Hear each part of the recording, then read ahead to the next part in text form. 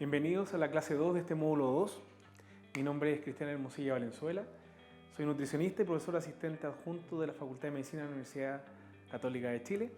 El contenido de este curso, correspondiente al módulo 2, la clase 2, son organizaciones sociales y herramientas para disminuir los desperdicios de alimentos a nivel comunitario. El objetivo principal de esta clase es relacionar la labor de diferentes organizaciones con el funcionamiento sostenible de las ollas comunes. El primer antecedente importante que tenemos para poder utilizar, ¿no es cierto?, y que puede ser de gran apoyo para la labor que ustedes están realizando el día actual, se relaciona con poder obtener recursos desde el punto de vista de materias primas para poder mejorar la producción de alimentos. En ese sentido está la red de alimentos. La red de alimentos, cuyo el link de la página web está ahí para el caso de que ustedes quieran obtener mayor información. Fue el primer banco de alimentos en Chile, ¿ya? Esta red de alimentos es una organización sin fines de lucro que principalmente lo que hace es rescatar alimentos, pañales y útiles de aseo para ser distribuidos a diferentes organizaciones sociales que se vinculan con esta red. Esta red principalmente lo que hace, ¿no es cierto?, como ya se mencionaba, es tomar estos rescates de alimentos que ellos realizan desde el retail o desde diferentes organizaciones que les donan, ¿no es cierto?, estos productos, los hacen llegar a estas organizaciones que lo requieren, y para poder ser afiliados a esta red se deben cumplir algunos requisitos que vamos a ver un rato más adelante. Pero podemos ver, por ejemplo, en esta imagen, cuáles fueron los resultados a septiembre del año 2020 que estamos viviendo en la actualidad. Y ustedes, por ejemplo, pueden observar que alrededor de 2 millones de kilos de alimentos son comprados y solo el 10% son donados por temas de la contingencia, que alrededor de 40 millones de kilos de alimentos y artículos de primera necesidad son rescatados desde el año 2010 a la fecha, en la cual empezó a funcionar este banco de alimentos, que alrededor de 276.000 personas han visto beneficiadas, que cerca de 8 millones de kilos de alimentos se han rescatado durante los últimos 12 meses, que 413 organizaciones sociales son parte de esta red, que cerca de 2 millones de unidades de pañales, por ejemplo, se han utilizado, porque es un rubro que también abarca no solamente los alimentos, y que cerca de 93.000 toneladas de CO2 se han evitado hasta a la fecha, que es un cálculo que ha realizado esta organización, que como vimos en la clase anterior, ¿no es cierto?, es muy importante para efectos de evitar la contaminación ambiental, y cerca de 1.600.000 unidades de artículos de aseo que también son parte, ¿no es cierto?, importante, y en el caso de ustedes pudiese ser necesario para efectos de la producción limpia de alimentos.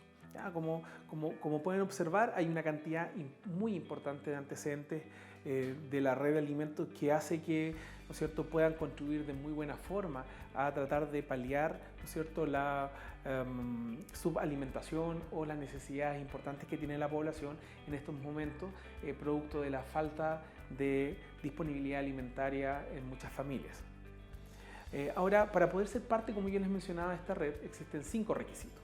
El primer requisito corresponde principalmente a que la organización que se quiere vincular debe ser, o es obligatorio, no tener fines de lucro, vale decir, ir en apoyo directo de aquella población vulnerable sin tener retribución, pero también debe contar con personalidad jurídica, principalmente porque es la única forma de que la red se asegura de que efectivamente los productos van a llegar al lugar donde está definido, ¿ya? Otro requisito importante en ese sentido es que la organización social debe estar registrada en el Servicio de Impuestos Internos. Acá les dejo el link también disponible para poder revisar el formulario. Deben llenar ese formulario que en el fondo los registra como una entidad que es receptora de alimentos o a su efecto pañales o productos de aseo.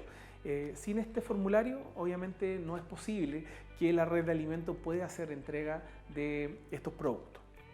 En tercer En tercer requisito, corresponde principalmente a un tema más operacional relacionado con la relación que existe entre la red y, ¿no es cierto?, las organizaciones que entregan estos beneficios, dado principalmente por visitas que hacen expertos de la red para ver las condiciones en las cuales se distribuyen los alimentos y que obviamente condicionan el funcionamiento, porque la red de alimentos lo que hace puede ser en dos grandes áreas se mueven, que es ir a buscar un lugar de acopio que ellos tienen, o bien ellos distribuyen también el producto si es que el lugar que se ha vinculado no posee las condiciones necesarias como para poder hacer este traslado de los alimentos, ¿ya?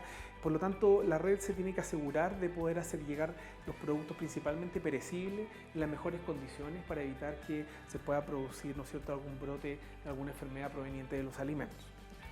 Y en cuarto lugar, hay que firmar un acuerdo de trabajo en la cual obviamente es formalizar el vínculo que existe entre la red y la organización social. Y por último, ¿no es cierto?, las organizaciones sociales deben tener muy claro, y esto es algo súper importante desde el punto de vista del funcionamiento, en que esto no es una donación gratuita. La red lo que hace principalmente es tener un retorno de recursos provenientes, ¿no es cierto?, de un cobro bastante marginal que ellos realizan. Habitualmente, según los acuerdos internacionales de bancos de alimentos, están alrededor del 10% del valor comercial del producto, y esto hace que ellos puedan hacer sus operaciones logísticas, como por ejemplo de distribución de alimentos a lugares que lo requieren de esa forma. Junto con este banco de alimentos, que es la red de alimentos, se fundó el año pasado, el año 2019, el Banco de Alimentos de Lo Valledor. El Banco de Alimentos de Lo Valledor entonces tiene las siguientes características. Bueno, es el segundo banco de alimentos en Chile. Está conformado principalmente por locatarios y por productores de frutas y verduras que comercializan sus productos en Lo Valledor. Considerando que Lo Valledor es el centro de abastecimiento más grande del país. Por lo tanto, se puede acceder a una cantidad y un volumen bastante importante de este tipo de productos. Lo que hace el Banco de Alimentos de Lo Valledor principalmente es rescatar frutas y verduras. Esto lo hace en la puerta 11. Yo no sé si han tenido la oportunidad de ir a Lo Valledor, pero en la puerta 11 es donde se ubica el Banco de Alimentos. Y fue fundado en agosto del 2019. Su gestión hasta el momento que podemos observar respecto, ¿no es cierto?, al año 2019, ellos ya han recuperado alrededor de 359.000 kilos de alimentos, que corresponden principalmente a 5 millones aproximadamente, 5.800.000 raciones de comida. Por lo tanto, se han visto beneficiados alrededor de 27.000 personas, correspondiendo a 63 diferentes organizaciones que están vinculadas con el Banco de Alimentos de Lo Valledor. Al igual que sucede con la red de alimentos, para poder ser parte de este banco de alimentos se tienen que vincular con ellos. Uno hace un acercamiento con el Banco de Alimentos de Lo Valledor para ser partícipes como beneficiarios de este central de abasto. Algunos otros datos útiles que he considerado para efectos de poder manejar los residuos que se producen en las centrales de producción o en las cocinas o en el hogar, son datos que a ustedes les van a permitir poder rescatar aquellas basuras o aquellos desperdicios que se producen dentro, ¿no es cierto?, de la producción de un alimento, y que obviamente va en beneficio de tratar de evitar la producción de desechos que vayan a los vertederos, ¿ya? En primer lugar, ¿no es cierto?, puede ser en forma local. Ustedes pudiesen generar un sistema de compostaje, principalmente que tiene como resultado la formación de compost. Esto es a través de la fermentación, ¿no es cierto?, y la aparición de bacterias propias del medio ambiente, que lo que hacen principalmente, ¿no es cierto?, se relacionan con la descomposición del producto. Hay muchos mitos al respecto, sin embargo, los olores que se producen no son capaces de principalmente generar plagas, por lo tanto en ese sentido no puede tener el máximo resguardo, y es un proceso natural que se realiza en el medio ambiente, y uno lo único que tiene que generar es un cajón de madera en la cual uno va a ver seleccionando primero y después verte ahí todos los productos que vayan a hacer parte de este compostaje. Obviamente el tiempo es prolongado, sin embargo es una muy buena alternativa para producir el propio abono que puede ser utilizado posteriormente, ¿no es cierto?, en el cultivo propio del lugar. Uno pudiese generar un invernadero con el cual yo abono, ¿no es cierto?, las plantas y las semillas, o bien, ¿no es cierto?, para la venta inclusive pudiese servir, lo cual les generarían a lo mejor algunos retornos de dinero que pueda servir en otra instancia, ¿ya? También está el vermicompostaje, que esto ya es un poco más complejo. Sin embargo, estas lombrices californianas que se muestran acá hacen el proceso de digestión de la materia orgánica. Obviamente aquí es solamente frutas, habitualmente lo que uno recolecta son desechos de frutas y verduras. No hay presencia de preparaciones acá, dado que las lombrices no son capaces de tolerar la sal, ¿no es cierto?, y todos aquellos componentes que habitualmente le agregamos a nuestras preparaciones. Por lo tanto, pudiese ser una alternativa importante, ya que en Santiago existen empresas que se dedican al vermicompostaje y que retiran de los lugares de producción de alimentos aquellos desechos que puedan servir para, ¿no es cierto?, para poder ser vertidos en este tipo de compostaje, ¿ya? Entonces también es una muy buena alternativa. Otro lugar que encontré y que es muy importante como contribución a la labor que ustedes están realizando es Chile Sin Basura. Principalmente acá también está su página web. Ellos acá muestran una infografía con los diferentes puntos de acopio que están asociados a diferentes también materias que se recolectan, pero van la recolección no solamente de alimentos, sino que también se consideran vidrios, cartones, papeles, que también muchas veces vienen asociados al alimento.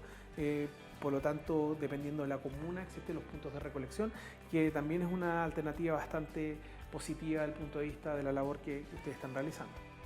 Está Hope Chile, que también es una empresa que se dedica sin fines de lucro a recoger diferentes, ¿no es cierto?, desechos que se van produciendo tanto desde el punto de vista del hogar como de la empresa de alimentación, y que principalmente lo que hacen es tomar estos residuos y llevarlos a los lugares de acopio, que finalmente van a poder hacer un tratamiento de estos y obviamente poder evitar que estos productos lleguen a contaminar el medio ambiente, que es lo que también nos preocupa como parte de una dieta sostenible. Acá se puede ver en esta infografía, ¿no es cierto?, algunos ejemplos concretos respecto a algunas empresas que se dedican, ¿no es cierto?, a recolectar y a compostar ciertos productos orgánicos, teniendo presente que el producto orgánico no solamente es el alimento que se elimina, sino que también hay productos, ¿no es cierto?, provenientes de las podas, de los jardines, del pasto que se genera, así que van un poco mezclados como rubro. Sin embargo, ¿no es cierto?, aquí podemos ver que existen algunos lugares como la planta de compostaje de Idacorp, que principalmente lo que hace es compostar los desechos vegetales.